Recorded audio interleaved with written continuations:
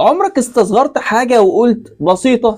يعني مثلا كلمة تجرح عدت في وسط هزار، غيبة بين ثلاثة واقفين في الشارع، نظرة كسرت خاطر حد وعدت. عدت. طب لو ما فيش حاجة اسمها عدت، بسم الله الرحمن الرحيم. فمن يعمل مثقال ذرة خيرا يره، ومن يعمل مثقال ذرة شرا يره. مثقال ذرة أصغر ما تتصور، يعني وزن نملة صغيرة جدا، حتى ده هتشوفه وهيتعرض عليك يوم القيامة.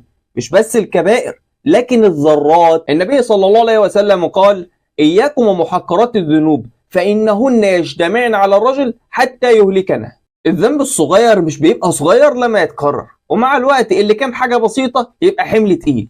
وما تنساش ممكن حسنة واحدة زيادة ترجح الميزان، وممكن ذرة بس ناقصة توقفك في منطقة بين الجنة والنار. فالموضوع مش بس تخويف من الذنب، الموضوع كمان تشجيع على الخير. ابتسامة، ذكر، جنيه صدقة، كلمة طيبة.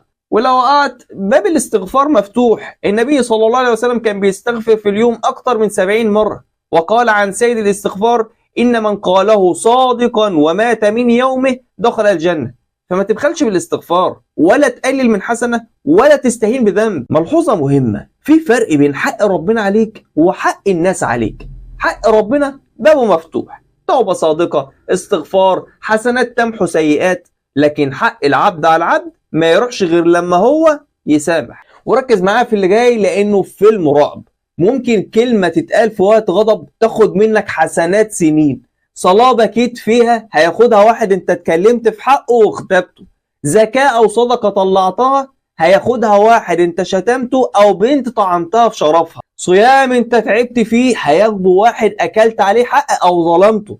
كل ده بنشوف في الدنيا ذرات وانه عادي، بس ممكن الذرة دي يوم القيامة هي اللي ترجح ميزانك. فاجمع ذرات الخير وتجنب ذرات الشر، فهكذا يبنى ميزانك. وبس كده، ما توقفش الصلاة على النبي. والسلام عليكم ورحمة الله وبركاته.